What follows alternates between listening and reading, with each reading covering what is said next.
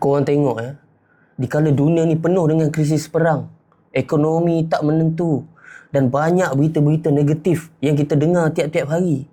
Tapi S&P 500 buat rekod baru lagi. All time high 7,600. Why? Why? Why? Jom kita terjah satu-satu ilmiah. Tapi santai. Let's go.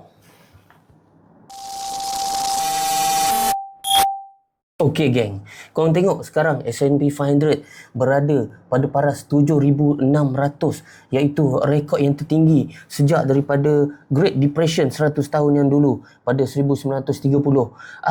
Kenapa ini berlaku? Salah satu sebabnya adalah, kalau korang tengok video aku sebelum ni pun aku ada mention tentang berlakunya AI boom yang sangat drastik dan sangat ketara pada era ini, dan banyak company-company besar yang masih melabur dengan sangat heavy dalam infrastruktur AI ini. Dan kita tengok gelombang AI ini adalah gelombang yang terbesar di dunia sejak daripada revolusi internet sebelum ni. Yang kedua, kalau korang faham, dalam keadaan dunia yang tak menentu sekarang ni, kalau kita sebagai big investor, pasti kita akan letak duit kita ni dekat mana? Dekat tempat yang lebih kukuh, lebih selamat dan lebih stable. Dan pilihannya pastilah di company-company di dalam S&P 500 yang profitable, kukuh dan bersifat global. Dan antara sebab-sebab itulah kita sekarang sedang menjadi saksi hidup berlakunya rally S&P 500 selama 9 minggu berturut-turut,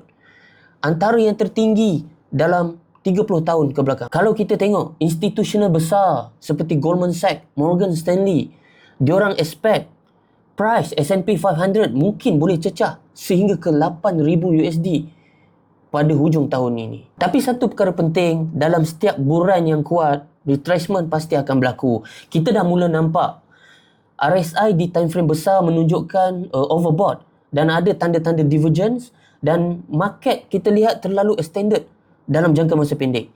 Pasti kita akan lihat akan berlaku sedikit retracement ataupun penurunan, berlakunya taking profit sebelum kenaikan semula berlaku.